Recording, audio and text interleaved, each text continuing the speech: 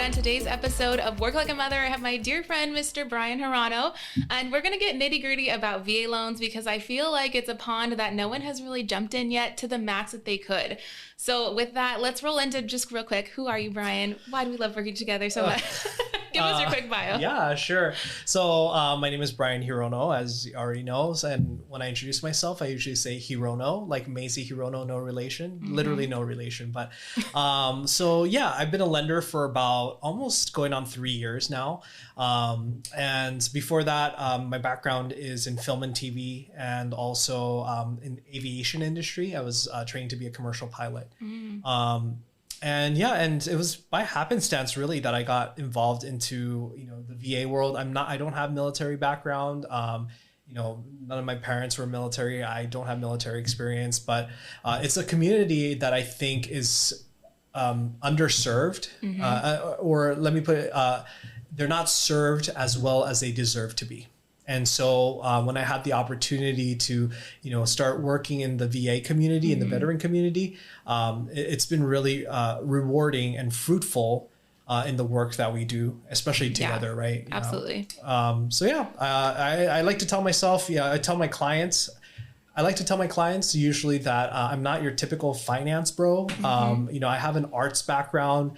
I view the whole process of building a loan and getting the loan funded as if I were telling their story. So I always liken myself to being either like a producer or a publisher or an editor of their life story of this next chapter.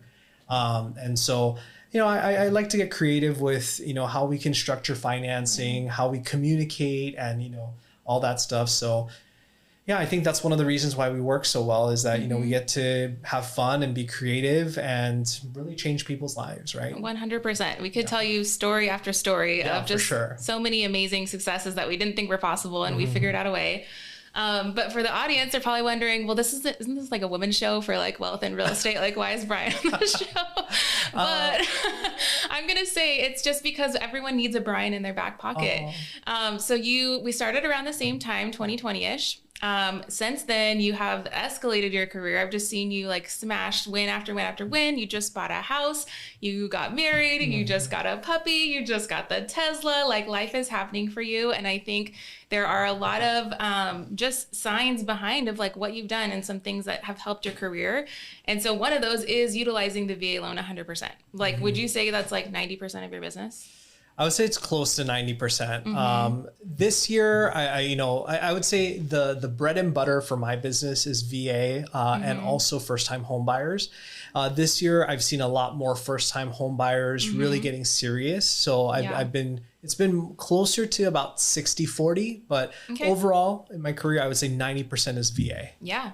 And so let's just roll into that a little bit because I'm assuming that not everyone that's listening knows exactly what the VA loan is, or if they do know a little bit, there's still probably some things we can close up there. And then just for people listening, if they don't know me, I'm a Coast Guard veteran spouse. We've PCS'd multiple times, used our VA loan, and I'm ready to use it again. So there's just, again, so much opportunity, but let's break it down. Give us like the VA loan 101, just like if it's an FHA, we're putting on a different hat now. What is a VA loan? Yeah, so the VA loan is a government loan. The money does not come from the government. The government backs the loan. They guarantee the loan. And so, in lending, it's all about risk and risk management, right? So when there's the backing of the U.S. government, then lenders tend to mitigate. Let me back up. When the U.S. government backs a loan product, then a lot of the risk factors are mitigated. So, for example, with the VA, as a lender, I will go to the bank and the bank will put up the money for the loan. Okay. But the U.S. Department of Veteran Affairs guarantees the loan up to 25% of the value of the home or the loan. Okay.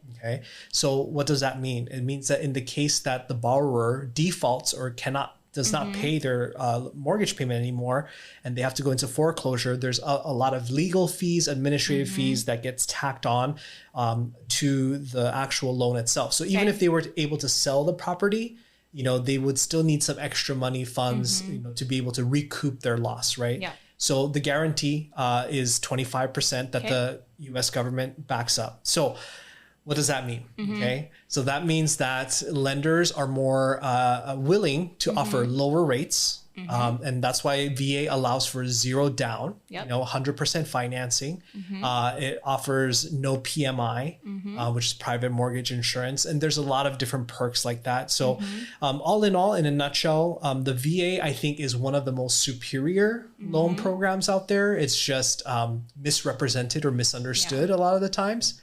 And I think, part of my job is not only to actually originate loans or close loans, but it's actually going out there and educating people about the VA home loan benefit. Yeah. So let's just talk about that. Who's eligible? Who doesn't know that they're eligible maybe? Yeah. So people, obviously active duty service members, they're eligible. If you're retired, you're eligible. So anything above a dishonorable discharge, whether it's a medical separation, administrative separation, or anything else that's above a dishonorable discharge, you're still eligible. Your eligibility will stick with you for the remainder of your life, as long as you don't defraud the bank or the VA. Okay. There's crazy stories, but as long as you're using it properly as intended, you have it for the rest of your life. And in some cases, surviving spouses also are eligible as well. In some cases, surviving spouses are also eligible as well. And if their spouse, the service member, passed away from a service-related illness or injury or something like that, then that eligibility will transfer to the surviving spouse. Which is huge. And I'm so glad that program allows that, because, spouses need it. That's hard. Yeah, absolutely. And obviously there's, caveats and a big asterisk, which we won't go into too much detail right now, but, explore it though, if you could. Exactly. Yeah, definitely do your research. Another cool thing, and I haven't, the last time I read this was about 6 months ago, but I was reading an article. It was saying that there were some members of Congress that were trying to pass a bill so that, veterans can pass their VA benefit down to their children and grandchildren. If that passes, that's insane. That so good. That would be a game changer. Totally. That would be a huge game changer for so many families that, maybe have been, in bondage, of poverty, of, just bad socioeconomic circumstances, that releases them and really just gives them a step up, to create generational wealth. So that's a huge change if that happens. Now it's just an idea. I think in Congress, there's no legislation, nothing's been, being voted on, but I mean, just the possibility of it. Yeah. No, that's huge. Okay. And then what about National Guard, reserves? Like a lot of people think, well, I was never active duty, so I don't get all the same perks. How does that work? Yeah. So with National Guard and Reserve, there were some changes that happened in the last few years. National Guard reserves eligible for sure. There's a little bit more requirements though. So typically if you're active duty, then you need to have 90 days of continuous service in order to become eligible. So, typically for, most soldiers, once they get out of boot camp and then they get to their first PCS or their first duty station, they're usually eligible. For National Guard reserves, it's a minimum 6 years typically. But more importantly, it's the total sum of retirement points that they have. So depending on which branch, we need to get basically their point statement, their retirement point statement. And so I've had a guy who, he was in the reserves, served maybe back in the 90s into the early 2000s. Definitely, in his mind, he served for more than 6 years. But he didn't attend any of his drills. So he didn't get enough points to become eligible. So unfortunately for that, gentleman, he wasn't eligible. And it was just like, oh, I wish I had gone to the drills. And one thing, just as I was prepping for this, is like, well, what is the opportunity, right? It seems like if you're not by a base, why would you really care? Or if you don't have a ton of military in your community. So according to government data, the statistic is that fewer than 12% of the country's estimated 24 million veterans are currently using their benefits. So that's a huge, opportunity. And it's not just, again, in military hotspots. It's literally everywhere across the nation and, Guam, Puerto Rico, et cetera. Because what happens is someone, let's say they even get out after 8 years, 10 years like us, they're not retired, but they go back to their home of record, right? So that could be in the middle of nowhere in Oklahoma, wherever you are, or it could be, all over the Midwest. It doesn't matter, but you definitely have a ton of veterans in your neighborhood that need to be serviced, and they literally don't know this information. And we hear all the time these misconceptions, they think they can only use it once, so they never consider it again. Or they think XYZ, it's a certain limit, which is also not true, which we can myth bust. But I just think so much opportunity is a big one. Did you want to add anything? Yeah, and just to add to that, just like, I think, just to add to that, the beauty about, what I think I do, and, I view myself more as a storyteller, but, I got to listen to people's stories first, right? So, when you start having conversations with people wherever you go, just the types of questions you ask, that opens up, the door for them to share their life story. And then in that life story, there might be that chapter when they once served, I'll give you a quick example today. This morning, I had to run into town to buy a wall connector for my Tesla, right? Because I've been using like a slow charger and it's been absolutely awful. Okay. So I finally went to go buy one from the service center. And then there was no one there because I guess everyone was attending to other people. Okay. And then the service manager came out, the service center manager. Okay. And then, he was helping me out and we started talking about solar and things like that. And then it just popped out, I told him that I do mortgages and like X, Y, and Z. And he's like, oh my gosh, I'm a veteran. I have a VA question. I was like, awesome. I'm actually a VA specialist. That's what that's what my bread and butter is in. Yep. So he was like, come into my office, and we had a 30-minute conversation about assumption and this and that. Yeah. And, it's just all about talking story and more importantly, listening to their story. Yep. And then when you dig out those facts and understand, where they might have been in the past, then it helps you, I think, navigate into this world a little bit better. And I think if you don't have military glasses on, sometimes we forget to even ask those questions. So every single buyer's consultation I ask, have you ever served in the military? Like that is a non-negotiable because people don't understand this benefit that they have. It really is a blessing to them to be able to use it.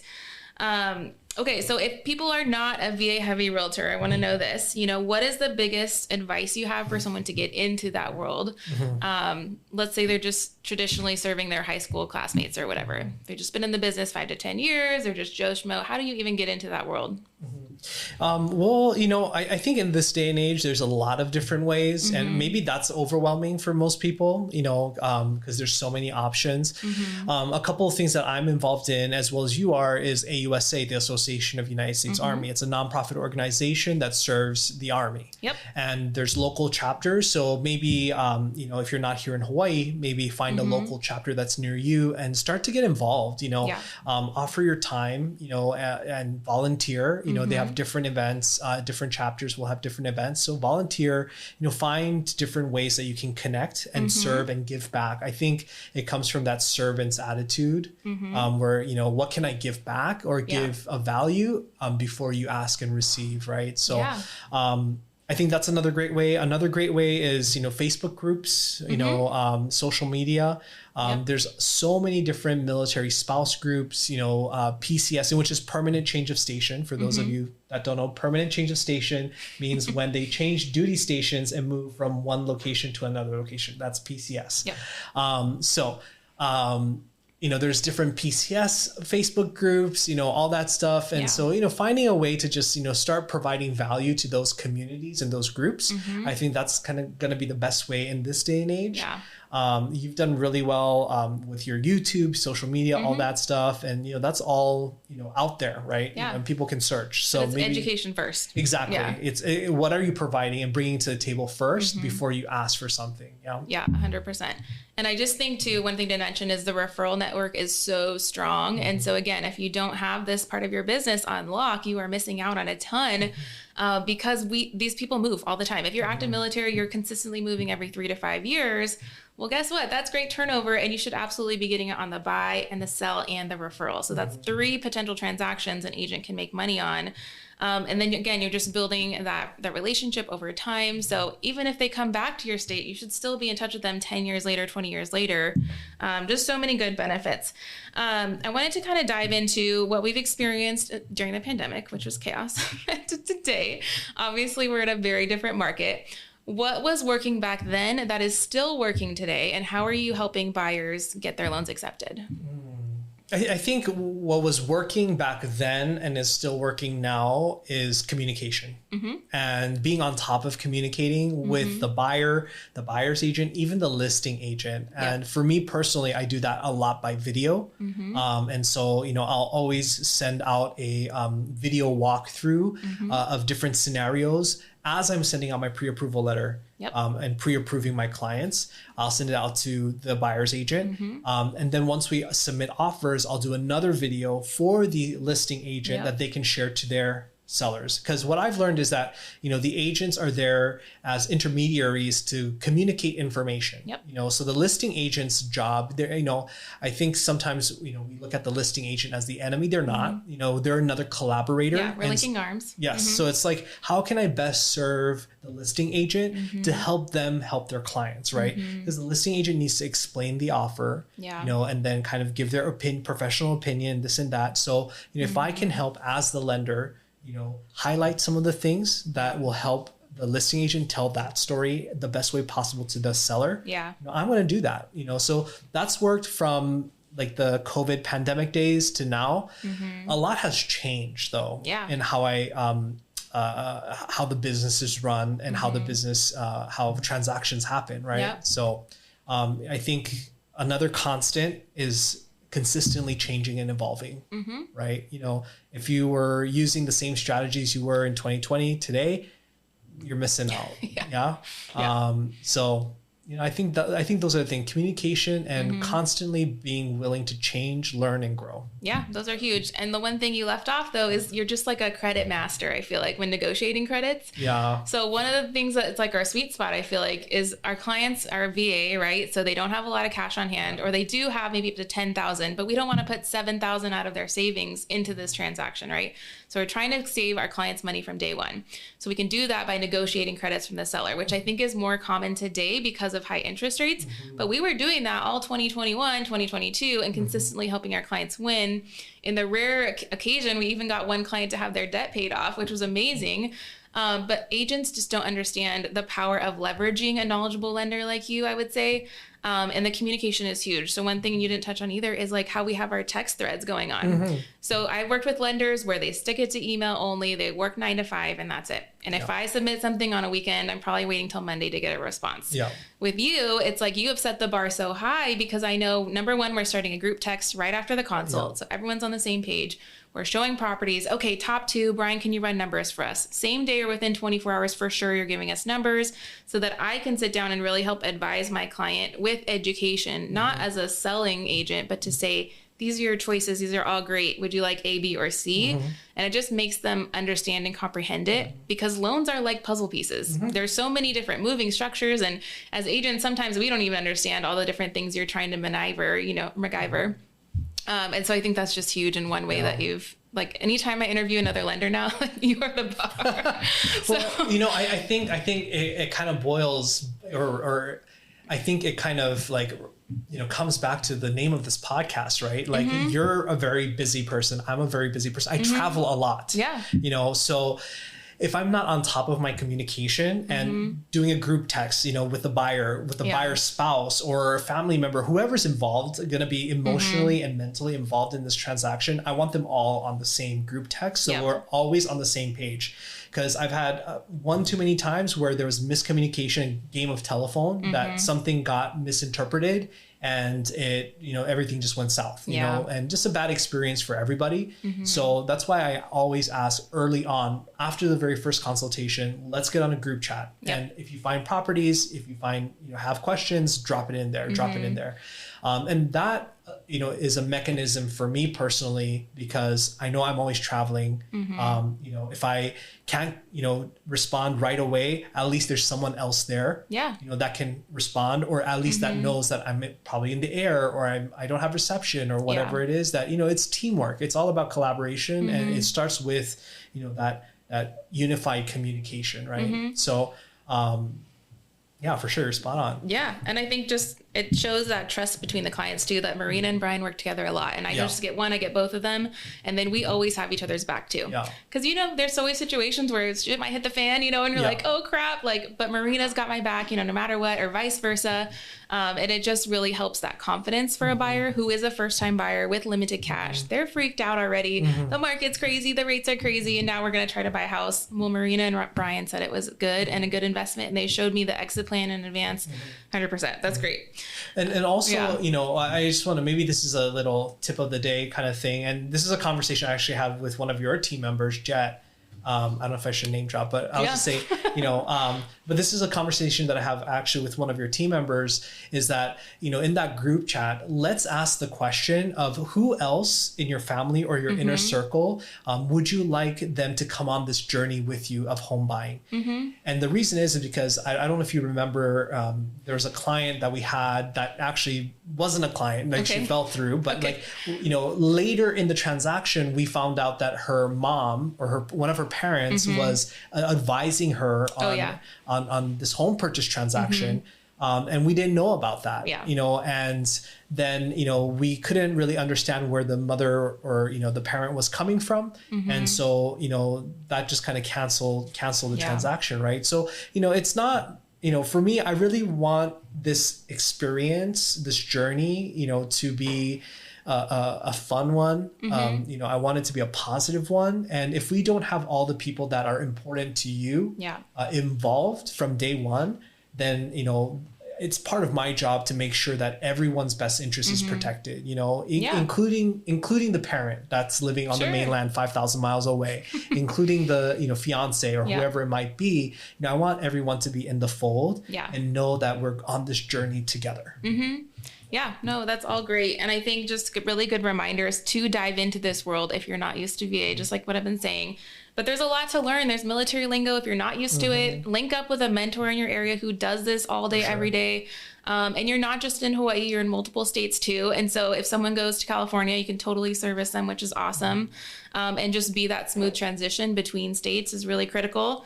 One thing I wanted to wrap up with, it's not VA related, well, kind of is, but like the whole NAR lawsuit going on with commissions, right? So if this hits VA buyers, what could that potentially look like? Like what's your brain? You know, I'm just really curious to see where everything goes. And, you know, so, you know, in the world of VA, you know, there's VA allowables and non-allowables, right? And so right now, VA does not allow for the veteran to pay for the buyer's agent's commission. Oh, I didn't know that was like clear. Yeah. It's very clear, black and white. Yeah. Or any other fees like that, you know, where it's similar to a commission. I'm pretty sure. Let me double check and I'll get back. But I'm pretty sure that it doesn't allow for that. So now if the NAR lawsuit goes and let's say now the buyers have to pay their own agent's commission and then also the sellers pay the sellers, you know, the sellers are only responsible for this listing agent, then, you know, a lot of VA buyers are going to have to go into these transactions unrepresented or they have to just give up buying a home. And I think that just opens up, you know, a lot of room and space for misuse and you know, just, you know, our soldiers being taken advantage of. And so, you know, I don't know if there's a better solution or an alternative solution. You know, I'm not that smart, you know, but I don't know. Yeah, I mean, that's a really good question. And I guess we'll just have to see. I think, you know, litigation like this probably takes years, you know, for it to settle or anything. It's been ongoing for years. So I don't think there's going to be any change like in the near future, but, you know, it's still something to have in the back of your mind. Yeah. And I think remembering too that the veteran population is a vulnerable one. And a lot of the time they do get, not a lot, but they can tend to be taken advantage of because they have that veteran name associated with them. So that's part of our responsibility as professionals to always have their best interest and to tell them first off, like, hey, you're more than welcome to go shop this person. You're more than welcome to work with XYZ. However, just know that we are truly advisors and I'm never going to tell you have to do anything, you know? And so just reminding them that if that comes up and they don't have to pay a buyer's agent's commission, leaves you up for a lot of gray space and like fighting for the cheapest dollar, which it doesn't serve anyone. So that's definitely something we're going to look out for. And just, I think, again, educate. Yeah. Someone can make VA content for days and never run out of content to make. So again, there's such a big opportunity to expand your voice in your neighborhood. That'd be really good. Anything I missed about VA loans that you want to drop? We didn't talk about mortgage or the broker versus retail. Yeah, we can talk about that. But, one thing I would just want to add about educate is, also, if you're a buyer, then you definitely want to make sure and do your research on your agent and your lender, or your broker, whoever it is, to just make sure that they know what they're doing, right? A lot of the times, like you said, they might have veteran or some sort of name in their company that makes it seem like they're professionals or they're experts. But some of the questions that you may ask, you might want to ask is, how many VA loans have you done this last year? What is your VA volume, like X, Y, and Z? And there's different questions that you can ask to just kind of interview them. Also, another great resource that I think buyers and even agents and real estate professionals can kind of link into or look into is an organization called Vetted VA. And so I just recently learned of them through one of my team leads, and they vet real estate professionals, whether you're a lender or an agent, to make sure that your knowledge on the VA is on point. Cool. Yeah. And, there is a cost for the professional to be a part of the organization, but that's to, have skin in the game, to run, admin costs and things like that. Sure. But it's become a really, really good community that, maybe one of the questions that you ask is, do you know a Vetted VA, and are you part of Vetted VA? Yeah. But definitely Google Vetted VA. They're a really great organization. Cool. Yeah, I knew you guys were plugged in, but I haven't even thought to do it as an agent. Yeah. But it's for both for agents and lenders. Okay, amazing. I think 90% of my business is VA related, like 100%. So that's totally it. Okay, but with your success, you've decided to recently go mortgage broker. So for the agent who isn't really caught on yet, and I feel like this is kind of a transition from like similar worlds with agents going to cloud-based brokerages. Now all these lenders are going to the broker world. What does that mean? Man, this is going to be another episode, but like in give me the 5-minute version. Yeah, in a nutshell, I've had such a great experience the last 2.5 years working in retail, learning the basic skills of building a loan. It's been such an amazing period of my life. Yeah. But, as I'm looking for the next step in my career, the real reason is that I was getting beat up by brokers left and right. Yeah. The rates were just, lower. Competition. Yeah. And, there was nothing that I could do about it. And, it really made me think like, I'm here to serve the veterans. I'm here to serve first-time home buyers. And I'm trying to get them the best deal possible with anything creative that I can do. Yeah. But if after all my effort, I still can't, offer them the best deal, then they deserve to go with someone else. And I need to do something different. And that's what really prompted me to, explore my options. And, here, especially locally in Hawaii, the VA community is pretty actually tight and very small. And so you know who's doing well, who's not doing well, who's, really hustling, who's not. And so, I went and looked at our top kind of producers and leaders and try to identify, who's doing the right kind of business that I want to do, and I identified someone and I asked you to set up a lunch and, and we had a chat and, we jived, and so I made the transition about a week and a half ago.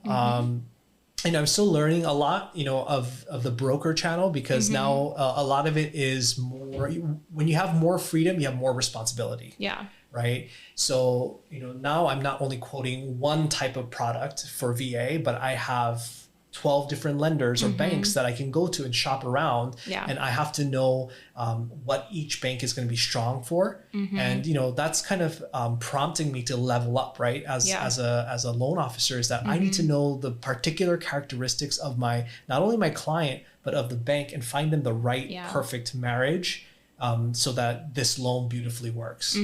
So it's kicking my butt, to be honest, learning a lot of new things. It's kicking my butt, but that's what I wanted, for the next step of my career. Cool. So I'm super excited. Yeah. And then just to reverse a little bit. So regular retail versus broker is retail. You are like under one bank essentially, right?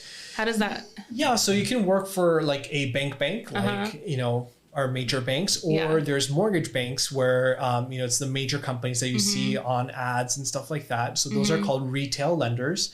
And a broker is literally, you can shop all the banks. Yeah, right? Exactly. Yeah, they can go to any single bank. Typically, you know, they can't really shop at the mortgage, like the banks like that are customer facing retail. Like some of them have a wholesale channel that the brokers can go to, but the brokers have access to the wholesale rates, which is going to be lower than what the retail rates are. You know, it's just basic commerce concept, right? Yeah.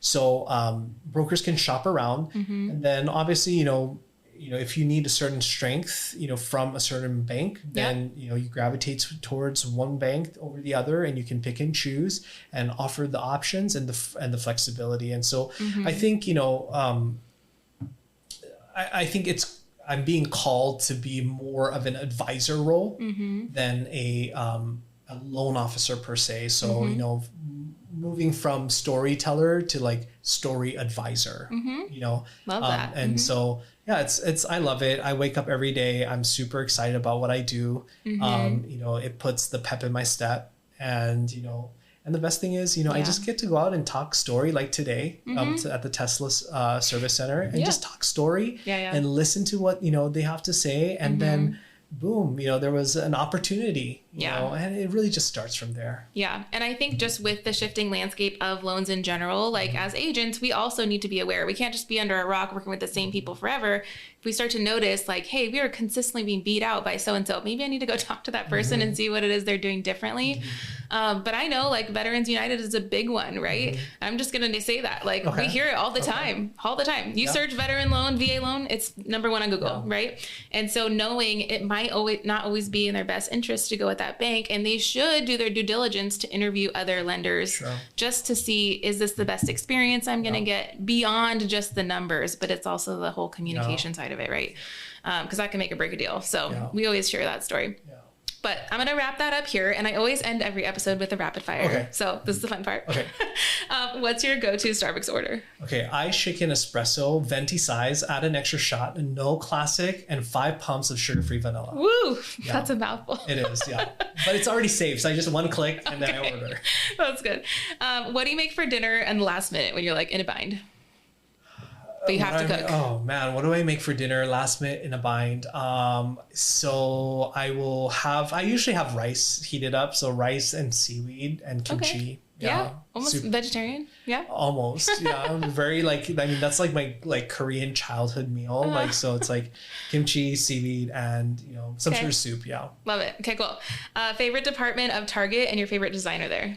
My favorite department of Target, probably I like where they have all the baskets and like organizing, like, you know, things. And I think it's called Brightside now, right? The Target brand. I think so. Yeah. Yeah. I think they rebranded it to Brightside, but I like buying like these little boxes to put things into, which I end up not ever using. So I just have all these random like organization boxes, but you need to talk to Megan. My organizer. I know.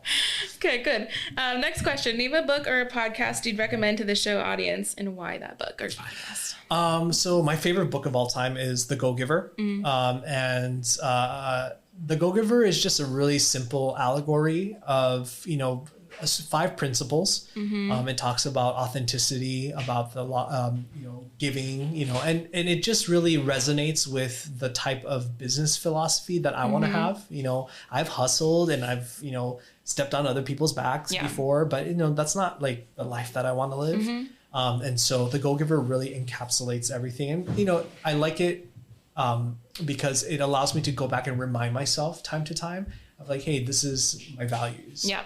No, that's really good. And it's totally what we do. Service-based business. We give. Yeah. Then we like jab, right hook. Yep. Yeah. Okay. TikTok or Instagram? TikTok. Okay. And then where do people find you on the internet? Where do you live? Yeah, absolutely. So my YouTube channel right now is YouTube/@mortgagemillennial. So that's 2 L's, 2 N's. Also on Instagram, mortgagemillennial_, and TikTok, mortgagemillennial_. I'm going to start posting a lot of videos come in the next few weeks. So, you know, keep posted on that. And then if not, you can go mortgagemillennial.com, find my phone number. You can give me a call. Yeah. And I just want to thank you again for being on here, but I think people should reach out to you because you are such a good VA loan resource. So even if you're not in Hawaii or in the 5 states that you work in, I mean, for sure, we have a ton of expertise we can just share. And my DMs are always open too. We love to just connect and help educate. So thanks for being on the show. No, thanks for having me. Okay. Bye. All right, bye.